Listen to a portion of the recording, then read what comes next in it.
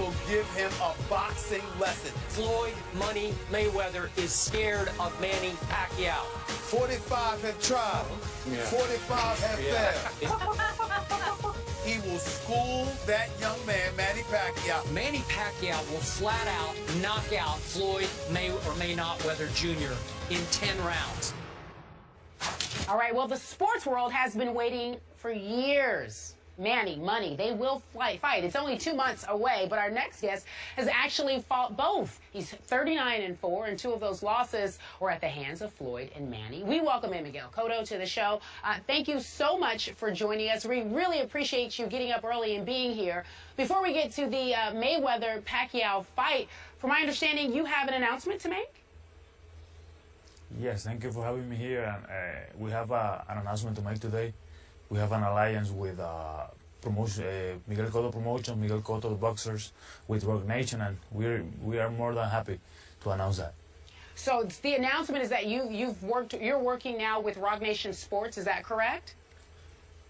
That's correct. We have an alliance now with Rock Nation Sports. All right. Well, congratulations on that. That's huge. From my understanding, it's the second significant signing to their boxing department. We also hear that you now have a fight in June in New York. Can you tell us a little bit about the fight? We just figured out the fight in New York, probably going to be here in New York for June 6th, and we just trying to figure it out with going to be the opponent and all around the fight. Okay, you're just trying to figure that all out. Well, let's talk about Floyd and Manny. Who do you think will win? I think that's going to be a really tough fight. Manny has his advantage. Floyd has his advantage too, but working with Freddie Roach for the last 2 fights, I know what he's capable of doing with Manny, and I think he's going to get Manny through Floyd mistakes during the fight, and Manny going to take advantage of the fight. I'm rooting for Manny Pacquiao. So you got Manny winning. Do you have him winning by knockout or decision or what? I think that the explosivity, the quickness of Manny going to have a big impact on Floyd's performance during on May 2nd. Is he faster? Just quick, because I know Scoop has a question. Is Manny faster than Floyd? I think the explosivity going to be the advantage. You know, he can move from here to there in less seconds than Floyd, and that's going to be the biggest advantage of Manny. All right, Miguel, since you said you think you have, well, you didn't think, you said you had Manny winning the fight. My question to you is, okay, you have a fight in June. Once this is all settled out, will you be fighting the winner of this fight next? I have no problem with that, you know. I just thinking about my next opponent fight on June, and after that we can talk about what else. If no matter if it's Manny or Floyd, I'm going to be ready for them. I keep hearing rumblings, you know, even though you haven't picked an opponent yet, but I keep hearing rumblings that Amir Khan may be, you know, the one up next, and he actually wants to fight you. Is that a chance? Is that somebody you want to see in the ring?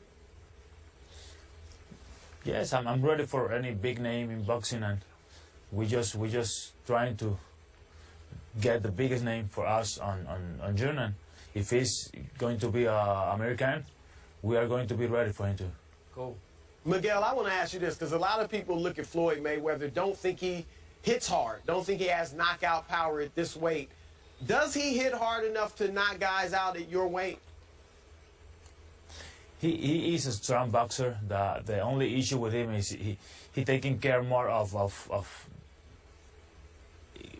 hit your opponent, not with strong with power, but he wins the fight in the easiest way.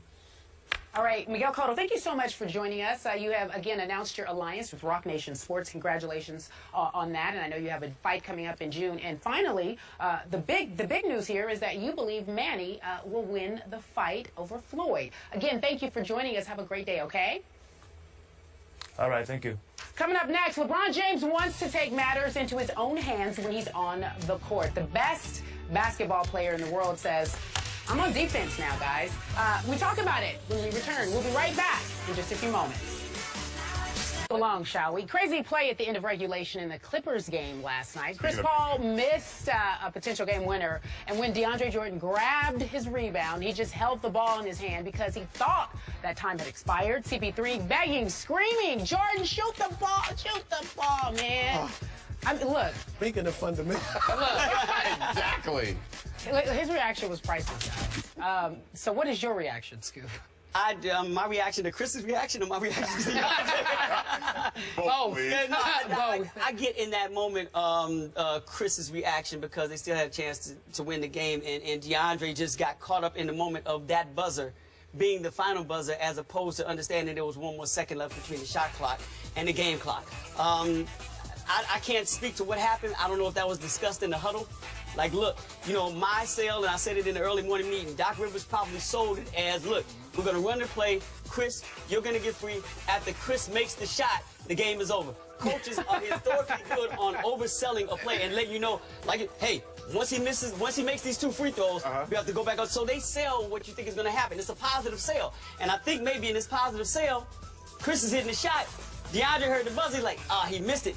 He didn't click the there's still 1 more second. There's a second difference between shot clock and the game clock. 2 things about this play. Number 1, if you look at it, the clock stopped and the ball didn't go. Yeah. It stopped at 0.7. So DeAndre Jordan may not have been able to get a shot up anyway. The clock should have continued because the ball didn't go in.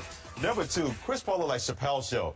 When he was dressed up as Prince, shoot the J, shoot it. That's what he looked like to me, trying to get DeAndre Jordan to shoot that shot. Josina Anders was out in our morning meeting, our ESPN reporter. She said that he had what was it called, the face, the frustration face, or whatever it was. He was looking like, shoot that dang ball. And he was like trying to do everything. And DeAndre Jordan is looking around completely oblivious clueless to what's going on at that standpoint. That was pure comedy. He had a JaVale McGee moment. Man, you never want to have and is he going to be on? I hate to, like, cross line, but I see Shaq and the fool all over this. Oh, completely. This is not top 10 plays on SportsCenter. No question. Chris, your reaction. Well, I think we're making light of it. You know, DeAndre's had a great season and really a great run with Blake out. But the thing is, there is some seriousness to this. That's what I was about to go to. Because that was a game, they're a game and a half behind Portland. Yeah. And home court advantage in the West, I mean, every series in the West, you're going to face a tough opponent. Yeah. But home court advantage could be the turning point between in a series. So if they win that game, they're now a half game behind Portland with a chance to, you know, pass them. So it's hard to win in Portland, too. That's a tough loss. And I understand why Chris and the rest of the teammates were, like, upset. Put that up. Poetic justice, if you believe in it, do you think there'll come a point in time before the season's over, as tight as the West is, where he's actually on the free throw line to win a game and he makes it to make up for this loss? DeAndre Jordan? Yeah. That DeAndre Jordan? That DeAndre Jordan. No way? No way.